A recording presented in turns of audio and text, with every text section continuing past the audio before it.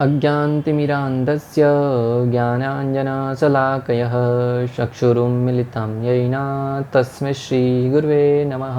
हरे कृष्णा। आज गीता श्रृंखला के सत्र क्रमांक 228 में आप सभी भक्तों का हार्दिक स्वागत है। आज हम श्रीमद् भगवद गीता के 6ठे अध्याय के जो कि है ध्यान योग श्लोक क्रमांक 37 का अध्ययन करेंगे। तो आइए, श्लोक इस प्रकार है। अर्जुनवाच अयति श्रद्धयोपेतौ योगचलितमानसः अप्राप्य योग संसिद्धिं काम गति कृष्ण गच्छति। अर्थात अर्जुन ने कहा, हे कृष्ण, उस असफल योगी की क्या गति है जो प्रारंभ में श्रद्धा पूर्वक आत्म साक्षात्कार की विधि ग्रहण करता है किंतु बाद में भौतिकता के कारण उसे विचलित हो जाता है और योग सिद्धि को प्राप्त नहीं कर पाता। भक्तों, पिछले श्लोक को सुनकर अर्जुन के मन में जिज्ञासा उत्पन्न हुई कि हे भगवान, जो आत्म साक्षात्कार में रत योगी है, अगर वो रास्ते में भटक जाए, अगर रास्ते में उसका ध्यान भटक जाए, मन के द्वारा वो अध्यात्म से हट जाए, तो उसकी क्या गति होगी। अर्जुन है वो पूर्ण प्रामाणिक शिष्य थे। भक्तों, अर्जुन जानते थे कि कलयुग में जीव के अंदर अनेक संशय होंगे और अगर भगवान ने उन सारे के सारे संशयों को दूर नहीं किया, सारे के सारे सिद्धांतों को नहीं बताया, तो कलयुग में अनेक ऐसे तथाकथित आचार्य भी होंगे जो अपने आप को समाज का पथ प्रदर्शक या अपने आप को पूर्ण आचार्य के रूप में स्थापित करेंगे और लोगों के जिज्ञासा होने पर उनको पथ भ्रमित कर देंगे, मात्र और मात्र अपने कुछ लाभ के लिए। प्रामाणिक आचार्यों की बहुत कमी होगी। इसलिए अर्जुन प्रत्येक बात को बहुत सिद्धांतों के साथ उनको क्लेरिफाई करना चाहते थे, उन सिद्धांतों को बताना चाहते थे। इसलिए हर एक बात पर भगवान के सामने जिज्ञासा कर रहे हैं। हालांकि अर्जुन इतने बड़े उत्तम छात्र थे, इतने बड़े ज्ञानी थे कि भगवान के एक बार कहने पर भी उनको सारी बात समझ में आ गई थी, परंतु भगवान श्री कृष्ण अर्जुन के माध्यम से ये ज्ञान हमें प्रदान करना चाह रहे थे, ताकि कलयुग के अंदर एक तो जीव है वो अल्प आयु होते हैं, अल्प ज्ञानी होते हैं और बहुत भावुक होते हैं, छोटी छोटी बात पर भावनाओं में बहकर किसी का भी अनुकरण करने लगते हैं। इसलिए भगवान श्री कृष्ण भगवद गीता में सारे सिद्धांत बता के गए कि ये करोगे तो ऐसा होगा, इस नियम का पालन करोगे ऐसा होगा। इसलिए भगवान श्री कृष्ण के समान अर्जुन यहाँ पे जिज्ञासा करे कि अगर कोई व्यक्ति भक्ति कार्य में लगा है, परंतु अगर रास्ते में उसका मन डालमडोल हो गया या किसी कारणवश अगर वो भक्ति कार्य से हट गया, योग से हट गया, तो उसकी क्या गति होगी। क्या उसे कुछ फल प्राप्त होगा या फिर मात्र धोबी का कुत्ता, न घर का न घाट का, न तो आध्यात्मिकता में सफलता प्राप्त हुई, न भौतिक भोग प्राप्त कर पाया। क्या ऐसा तो बन के नहीं रह जाएगा। क्या उनके लिए कोई परेशानी तो उत्पन्न नहीं होगी। क्या उसके लिए कोई परेशानी तो उत्पन्न नहीं होगी कि इतना टाइम तक अगर उसने आध्यात्मिकता का पालन किया, भक्ति कार्य करे हैं और अचानक से अगर वो विचलित होने के कारण छोड़ देगा तो कुछ उसके ऊपर संकट तो नहीं आ जाएगा। जिस प्रकार ब्रजवासियों के ऊपर संकट आया था, ब्रजवासी प्रतिवर्ष इंद्रदेव की पूजा करते थे, उनकी अनेक प्रकार के भोज्य सामग्री के द्वारा पूजा अर्चना करते थे, परंतु एक बार भगवान श्री कृष्ण के कहने पर उन्होंने पूजा बंद कर दी। इंद्रदेव रुष्ट हो गया और सारे के सारे ब्रजवासियों पर इतना बारिश करा, इतना भयंकर बारिश करा कि सारा वृंदावन है वो जलमग्न हो गया। इससे तो अच्छा है कि बाकी जो लोग नहीं इंद्रदेव की पूजा करते थे वो अच्छा है। तो कहीं ऐसा तो नहीं हो जाए कि आध्यात्मिक जीवन में पालन करने से और रास्ते में कभी भटक जाने से जीवन में कोई संकट आ जाएगा। विशेष रूप से आज की तारीख में जो लोग हैं, जो भक्ति कार्य में लगे हैं, उनके लिए श्लोक बहुत महत्वपूर्ण है, क्योंकि लोग हमेशा भ्रमित रहते हैं, भयभीत रहते हैं। आज सोमवार है, अगर शिव जी के मंदिर नहीं गया तो शिव जी मेरे साथ बुरा कर देंगे। आज मंगलवार है, अगर सिद्धिविनायक नहीं गया तो भगवान सिद्धिविनायक मेरे साथ गणेश जी बुरा कर देंगे। कोरोना में पास लेकर भी मात्र उनके चौखट पर जाकर माथा टेक कर आना पसंद करते हैं। हाँ, बहुत लोग श्रद्धा पूर्वक जाते हैं, हम उनकी प्रशंसा करते हैं, सराहना करते हैं, परंतु विशेष रूप से मैं अपने बारे में कह रहा हूँ, कहीं ना कहीं हमारे अंदर भय बना रहता है कि अगर सोमवार को शिव जी के पास नहीं गए, मंगलवार को सिद्धिविनायक नहीं गए, बुधवार को वहाँ लक्ष्मी जी के पास नहीं गए, गुरुवार को साईं बाबा के पास नहीं गए, शुक्रवार को यहाँ पे नहीं गए, शनिवार को हनुमान जी के पास नहीं गए, रविवार को वहाँ पे सूर्यदेव को प्रणाम नहीं किया, ऐसे सारे के सारे दिन को अगर देवी देवताओं के पास नहीं गए तो जीवन में संकट आ जाएंगे। लोगों ने एक धारणा बना रखी है कि सोमवार को ये मंदिर, मंगलवार को ये, बुधवार को ये, गुरुवार को ये, शुक्रवार को ये, शनिवार को ये, सोमवार को सुबह में इसका, शाम को ऐसा, शाम को ऐसा, ऐसा पूरी के पूरा अपना नियम बना के रखा है। और वो क्यों पालन करते हैं? मात्र भय के कारण। तो यहाँ पे अर्जुन की भी वही दुविधा है कि कहीं आध्यात्मिकता में पतन होने के कारण अगर उसका पालन नहीं कर पाए तो हमारे जीवन में कुछ संकट तो नहीं आ जाएगा। क्योंकि अर्जुन जानता था कि मन को भरोसा नहीं, कभी भी विचलित हो सकता है। अर्जुन जानता था कि मन का भरोसा नहीं है, कभी भी विचलित हो सकता है। हम प्रण ले लेते प्रारंभ में आकर कि मैं प्रति सोमवार बाबू ना जाऊंगा, परंतु समय ऐसा आ जाता है, परिस्थिति ऐसी आ जाती है, हो सकता है मंदिर ही बंद हो जाए, यहाँ हम न जा पाए। तो उस अवस्था में भयभीत रहते हैं कि प्रण तो लिया था परंतु जा नहीं पा रहा हूँ, अभी भोलेनाथ ने बुरा कर दिया तो। क्यों? रास्ते में मन विचलित होने के अनेक दृष्टांत भी आते हैं शास्त्रों में। भक्तों, विश्वामित्र मुनि है, साधना में लीन थे, तपस्या करने बैठे थे, परंतु उनका मन भी विचलित हो गया, कामेच्छाओं में लग गया, इंद्रिय भोग में लग गया, इंद्रदेव द्वारा भेजी गई अप्सराओं में उनका मन लग गया, कभी क्रोध के द्वारा, कभी इंद्रिय भोग के द्वारा।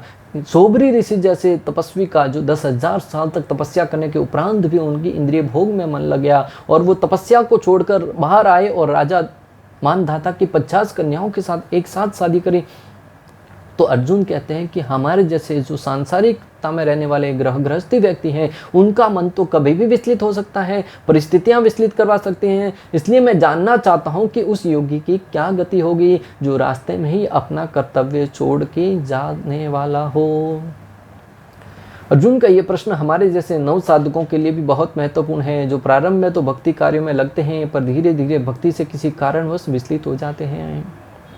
मैंने पहले ही कहा भक्तों कि अर्जुन का ये प्रश्न है वो हमारे जैसे नव साधकों के लिए बहुत महत्वपूर्ण है, जो प्रारंभ में तो बड़ी उत्सुकता के साथ भक्ति कार्यों में लगते हैं, आध्यात्मिकता में लगते हैं, परंतु समय के साथ समय ऐसा चक्कर चलाता है कि हमारी रुचि उसके प्रति कम होती जाती है, या फिर जीवन में कुछ संकट आते हैं, कष्ट आते हैं तो कहते हैं भगवान की भक्ति करने से क्या फायदा, जीवन में तो दुख आ रहे हैं, फलाने व्यक्ति को देखो कुछ भक्ति नहीं करा फिर भी आनंदित हैं, फिर भी सुखी हैं, फिर मैं क्यों भक्ति करूं। वो बस देखो उस भगवान के मंदिर को जा रही थी और बस खाई में गिर के सब मर गए, फिर भक्ति करने का लाभ क्या। ऐसे संशय आते हैं तो व्यक्ति हट जाता है रास्ते से, तो उस व्यक्ति की क्या गति होगी। तो भगवद गीता में भगवान ने कई जगह पर इसका उल्लेख किया है कि बहुत कम लोग आत्म साक्षात्कार का मार्ग अपनाते हैं और उसमें से भी बहुत कम लोग सिद्धि को प्राप्त करते हैं। इसलिए अर्जुन का ये प्रश्न प्रामाणिक है। भक्तों, अर्जुन है वो पूर्ण ज्ञानी था, मैं पहले ही कह रहा हूँ, क्योंकि भगवान ने कई जगह पर स्वयं भगवद गीता में भी कहा है, मनुष्याणाम सहस्रेषु कच्चित यतते सिद्धय यत्तामपि सिद्धानाम कच्चित माम वेति तत्वतः। भगवान कहते हैं बहुत कम लोग भक्ति में आते हैं और उसमें से भी बहुत कम लोग सिद्धियां प्राप्त करने के लिए, अर्थात योग की सिद्धि क्या है, भगवान को प्राप्त करना, श्री कृष्ण के चरणों की सेवा प्राप्त करना, उसके लिए प्रयत्नशील होते हैं। और उस प्रयत्नशील लोगों में से बहुत कम लोग हैं वो अपनी सिद्धि को प्राप्त करते हैं, अर्थात भगवान के चरणों की सेवा प्राप्त कर पाते हैं। इसलिए अर्जुन का प्रश्न स्वाभाविक है कि उनकी गति क्या होगी भाई। तो भगवद गीता में आत्म साक्षात्कार या योग मार्ग का वर्णन है। आत्म साक्षात्कार का मूलभूत नियम यह है कि जीवात्मा यह भौतिक शरीर नहीं है अपितु इससे भिन्न है। भगवद गीता में आत्म साक्षात्कार में के बारे में बहुत सारे नियम बताए गए हैं, बहुत सारे सिद्धांत बताए गए हैं, और आत्म साक्षात्कार का मूलभूत सिद्धांत यह है कि जीवात्मा यह भौतिक शरीर नहीं अपितु इससे भिन्न है, अर्थात आत्मा है। आत्म साक्षात्कार के लिए अष्टांग योग विधि या भक्ति योग का अभ्यास करना होता है। आत्म साक्षात्कार के लिए अष्टांग योग या भक्ति योग का पालन करना होता है। इनमें से प्रत्येक विधि में जीव को अपनी स्वाभाविक स्थिति, भगवान से अपने संबंध तथा उन कार्यों की अनुभूति प्राप्त करनी होती है जिनके द्वारा वह टूटी हुई श्रृंखला को जोड़ सके और कृष्ण भावनामृत की सर्वोच्च सिद्धि अवस्था प्राप्त कर सके। योग का वास्तविक उद्देश्य क्या है, चाहे भक्ति योग हो, अष्टांग योग हो, कोई भी योग हो, उसका उद्देश्य एक ही होता है कि जीव अपनी वास्तविक स्थिति को जानकर कि मैं कौन हूँ, कहाँ से आया हूँ, जीवन का उद्देश्य क्या है, मेरा भगवान के साथ संबंध क्या है, वास्तविक तो मैं हूँ कौन। जब जीव अपनी पहचान शरीर से कर बैठता है तो अपने इस शरीर से संबंधित जो कार्य वही कर बैठता है, परंतु शास्त्र इसके बारे में क्या कहते हैं कि मैं कौन हूँ और मेरा भगवान के साथ संबंध क्या है, उसके बारे में जानकर कि मैं श्री कृष्ण का अंश हूँ और मेरा एकमात्र कार्य है कि भगवान की सेवा करना, ये न के न प्रकारेण, जहाँ से भी जैसे भी हो सके भगवान की सेवा में लगना। और जब जीव इस कार्य में लग जाता है पूर्ण रूप से, तो वो योग कार्य में, योग की जो अवस्था है, सिद्धि की अवस्था, उसे प्राप्त करता है। ज्ञान योग, ध्यान योग और भक्ति योग, इन तीनों विधियों में से किसी एक का भी पालन करके मनुष्य देर सवेरे अपने परम लक्ष्य को प्राप्त कर सकता है। ज्ञान योग, ध्यान योग, भक्ति योग, इन तीनों विधियों में से किसी एक विधि का पालन करके भी जो योगी है वो देर सवेरे अपने गंतव्य अर्थात अपनी सिद्धि को प्राप्त करता है कि भगवान के शरणों में जाने वाली। भगवान ने द्वितीय अध्याय में इस पर बल दिया है कि दिव्य मार्ग में थोड़े से प्रयास से भी मोक्ष की महती आशा है। भगवान श्री कृष्ण भगवद गीता 2.40 में कहते हैं, नेहा विक्रम नाशोस्ति प्रतिवायो न विद्यते स्व अल्पमपि अस्य धर्मस्य त्रायते महतो भयात्। कि जो कोई व्यक्ति आध्यात्मिकता में थोड़ा बहुत भी प्रयास करता है ना, उसे जीवन में निश्चित रूप से बड़े भय से उसकी मुक्ति हो जाती है, भय से वो निर्भय हो जाता है। भौतिक स्तर पर प्रारंभ किए जाने वाले किसी भी कार्य को पूरा करना होता है, अन्यथा सारा प्रयास निष्फल हो जाता है। भौतिक जगत में कोई भी कार्य करना होता है, कार्य प्रारंभ किया, उसको अंजाम तक पहुंचाना होता है, उसको अंतिम अवस्था तक पहुंचाना होता है, तब व्यक्ति को सफलता मिलती है। आपने कुछ प्रोजेक्ट प्रारंभ किया, परंतु अगर रास्ते में छोड़ दिया तो वो प्रोजेक्ट का आपको फल नहीं मिलेगा, ना तो पेमेंट मिलेगी, ना उस सामने वाले व्यक्ति को उस काम में आएगा। उसको पूर्ण करना पड़ता है, तभी उसका फल प्राप्त होता है। परंतु आध्यात्मिकता में, कृष्ण भावनामृत में प्रारंभ किए जाने वाला कोई भी कार्य अधूरा रहकर भी स्थायी फल प्रदान करता है। कृष्ण भावनामृत में आप कोई भी कार्य प्रारंभ करो, अगर आप रास्ते में भी किसी कारण वह छूट जाए तो भी वो स्थायी फल प्रदान करता है। अतः ऐसे कर्म करने वाले कोई हानि नहीं होती, चाहे यह कर्म अधूरा ही क्यों न रह जाए। अतः ऐसा कार्य करने वाले को कोई हानि नहीं होती, भले ही वह कार्य अधूरा ही क्यों न रह जाए। श्रीमद् भागवतम 1.5.17 में वर्णन आता है, त्यक्त्वा स्वधर्मं शरणाम्बुजं हरेर भजन पकोत पतेतो यदि यत्र कं वभद्रं बुद्धमुच्चय किं को वार्ध आपो भजतां स्वधर्मम्। यदि कोई अपना धर्म छोड़कर कृष्ण भावनामृत में काम करता है और फिर काम पूरा न होने के कारण नीचे गिर जाता है, तो इसमें उसको क्या हानि है। अगर कोई व्यक्ति कृष्ण भावनामृत में कर्म करता है, अपना धर्म छोड़कर, अपना कार्य छोड़कर, भौतिक कार्य छोड़कर कृष्ण भावनामृत में कार्य करता है, भौतिक आनंद की वस्तुओं को त्याग कर, भौतिक भोगों को त्याग कर कृष्ण भावनामृत में जीवन यापन करता है, और अगर उसे उसमें सफलता प्राप्त ना हो तो भी उसमें उसकी क्या हानि। और यदि कोई अपने भौतिक कार्यों को पूरा करता है तो इससे उसको क्या लाभ होगा, और अगर कोई भौतिक कार्यों को पूरा भी कर दे तो उससे क्या लाभ होगा। सरल भाषा में समझिए, कोई व्यक्ति भौतिक क्षेत्र में बहुत प्रगति कर लेता है, बहुत जीवन में उन्नति करता है, बहुत सारी वस्तुएं प्राप्त करता है, भोग भी करता है, परंतु अंततः उसको लाभ क्या, मृत्यु आ जाएगी, सारा का सारा धन यहीं पड़ा रहेगा, जितनी जीवन की आवश्यकता है उतना ही भोग कर पाएगा। यहाँ किसी बीमारी वश वो जीवन में उन वस्तुओं का भी भोग नहीं कर पाएगा जिनको मेहनत करके उसने प्राप्त किया है। कई बार आप देखिएगा, व्यक्ति बड़ा धनवान होता है परंतु घर के कोने में कहीं बैठकर कुछ चना खा रहा होता है, कुछ ऐसी वस्तुएं खा रहा होता है जो उसको जीवन में खाने के लिए अच्छी नहीं लगती है। और दूसरा व्यक्ति उसके घर पे मेहमान जाता है, अच्छे अच्छे पकवान खाता है, अच्छे अच्छे मिष्ठान खाता है, कारण वो व्यक्ति को कई प्रकार की बीमारियों से ग्रसित है, मधुमेह रोग लग गया है, कारण वो मीठा नहीं खा सकता, सहकर भी नहीं खा सकता, फिर उस धन का क्या फायदा। इसलिए इस भौतिक जगत में आप कितना ही धन कमा लो, कितना ही रुपया पैसा गाड़ी बंगला कमा लो, परंतु वो धन सारा का सारा यहीं पड़ा रहेगा, वो आपको जीवन में कोई सफल स्थायी सुख प्रदान नहीं करेगा। और मृत्यु के उपरांत जब भगवान के पास जाओगे, भगवान पूछेंगे जीवन में कार्य क्या किया, धन कमाया, लाया साथ में, नहीं ला पाया। परंतु जो आध्यात्मिकता में प्रगति करता है, कृष्ण भावनामृत में जीवन यापन करता है, मृत्यु के उपरांत भी सीना चौड़ा करके भगवान के पास जाएगा। भगवान कहेंगे कि क्या करके आया जीवन में, कहेगा इतने लोगों को भगवत गीता का वितरण करके आया हूँ, इतने लोगों को भगवत भक्ति प्रदान करके आया हूँ, जीवन में इतने भगवान के नाम का जप किया है, जीवन में इतना पुण्य कार्य किया है, ये जीवन में आध्यात्मिकता में कार्य किया है।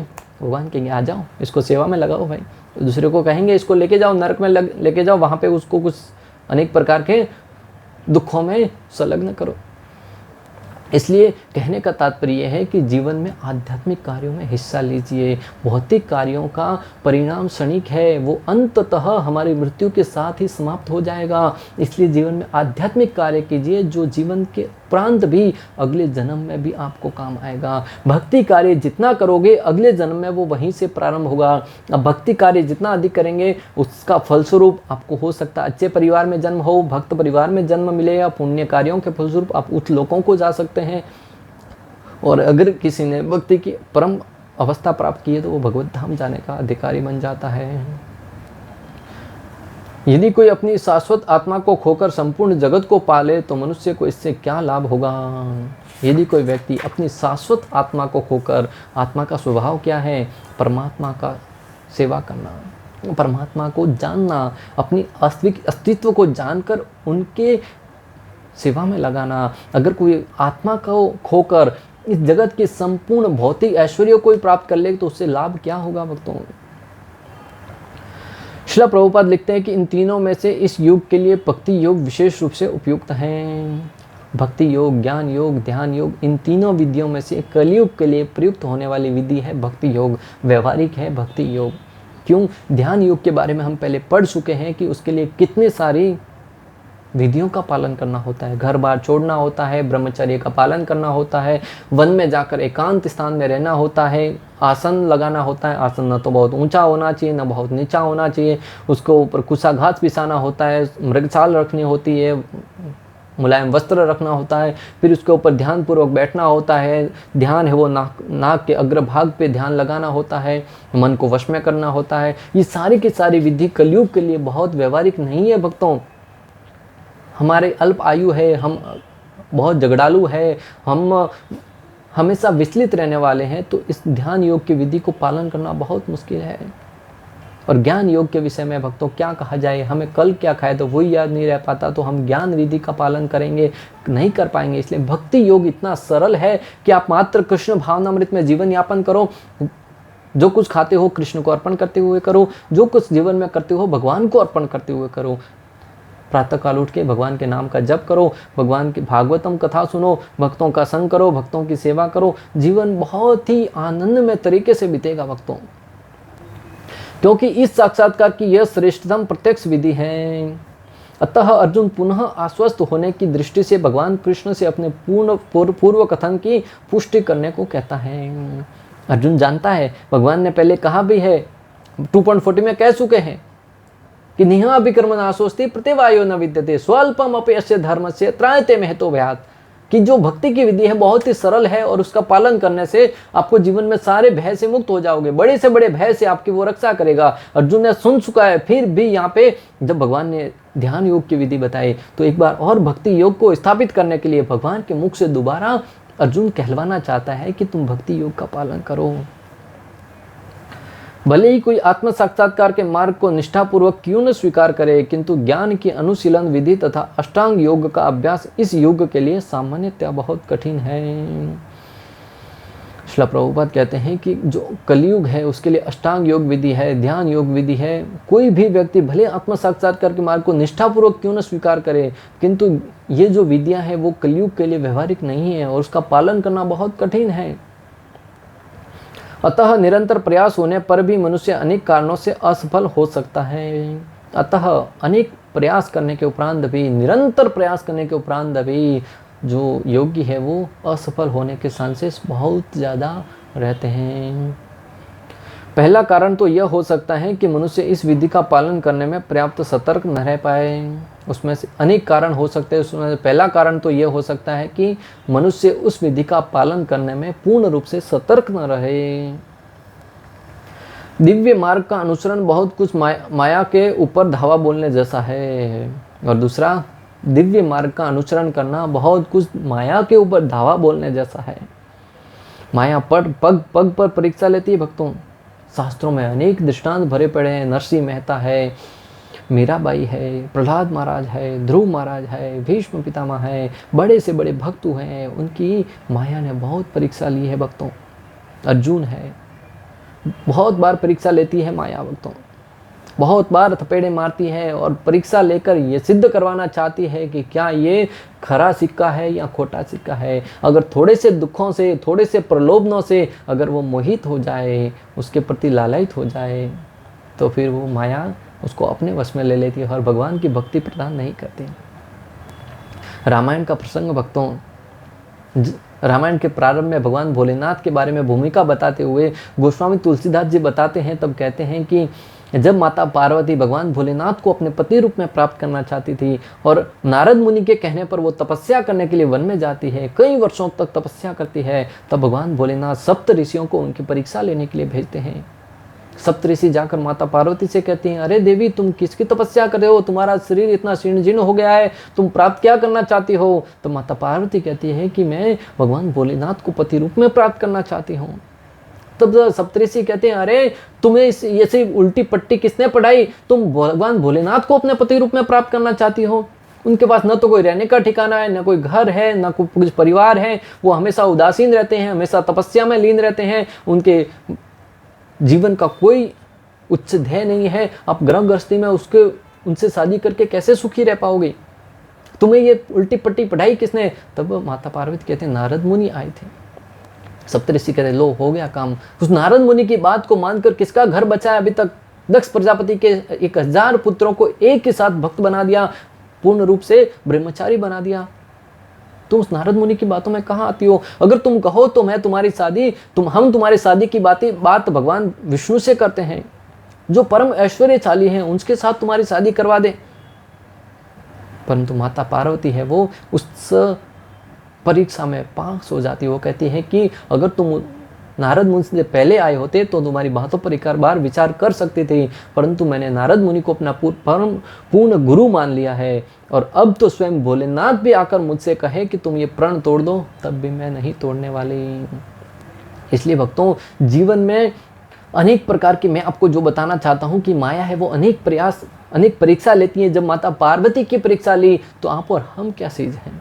माया बहुत प्रताड़ित करती है, बहुत परीक्षा लेती है, और जो सिक्का माता पार्वती की भांति भक्ति में टिका रहेगा, साधना में टिका रहेगा, वो तो भगवान श्री हरि की नारायण के माता पार्वती ने भगवान भोलेनाथ को पति रूप में प्राप्त किया अपनी साधना के द्वारा। क्यों? क्योंकि वो विचलित नहीं हुई प्रलोभनों के द्वारा।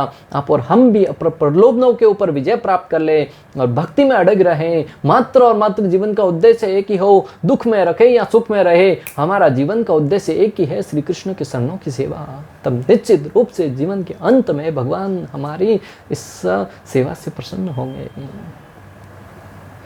फलतः जब भी मनुष्य माया के पास से छूटना चाहता है, तब वह विविध प्रलोभनों के द्वारा अभ्यासकर्ता को पराजित करना चाहती हैं।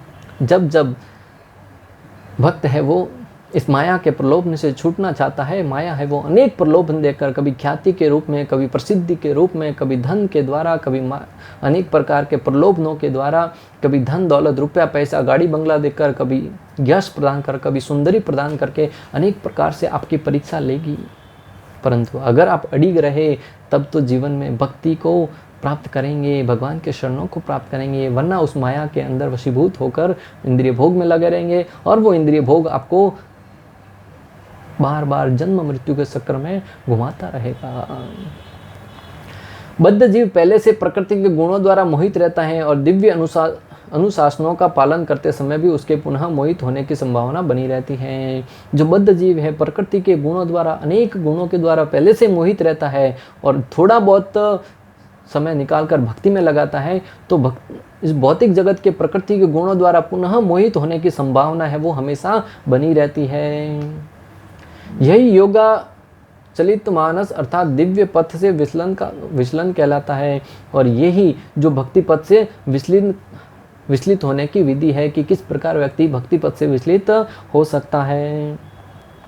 इस श्लोक में अर्जुन आत्म साक्षात्कार के मार्ग से विचलन के प्रभाव के संबंध में जिज्ञासा करता है। इस श्लोक में अर्जुन विशेष रूप से भगवान के सामने यह जिज्ञासा करना चाहते हैं कि अगर कोई व्यक्ति आत्म साक्षात्कार में लगा हुआ है और अगर वो विचलित हो जाए तो उसकी क्या गति होगी। अर्जुन पूर्ण रूप से जानना चाहते हैं ताकि कोई भी व्यक्ति ये जान ले कि अगर मैं इस कार्य में लग तो रहा हूँ परंतु जीवन में अगर सफलता नहीं भी मिली तब भी मुझे ये तो मिलना स्वाभाविक है, मेरे जीवन में घाटे का सौदा नहीं होगा, क्योंकि हम कोई भी कार्य प्रारंभ करने से पहले ये जानना चाहते हैं कि मुझे यहाँ से प्राप्त क्या होगा। अगर मैं ये कार्य प्रारंभ कर रहा हूँ तो मुझे ये यहाँ से क्या लाभ मिलने वाला है। तो अर्जुन भी क्षत्रिय था, गृहस्थ व्यक्ति था, इसलिए उसकी पूर्ण रूप से प्रमाणिकता को जानना चाहता था, उसकी सिद्धांत को स्थापित करना चाहता था, ताकि आप और हम उससे भ्रमित नहीं हो जाए। इस प्रकार श्लोक क्रमांक 37 का भक्ति वेदांत तात्पर्य पूर्ण हुआ। अंत तक हमारे साथ बने रहने के लिए आप सभी का हृदयपूर्वक, प्रेम पूर्वक बहुत बहुत धन्यवाद। शिला प्रभुपाद की जय। श्री श्री राधा गोपीनाथ भगवान की जय। श्रीमद् भगवद गीता की जय। हरे कृष्णा कृष्ण कृष्ण हरे हरे, हरे राम राम राम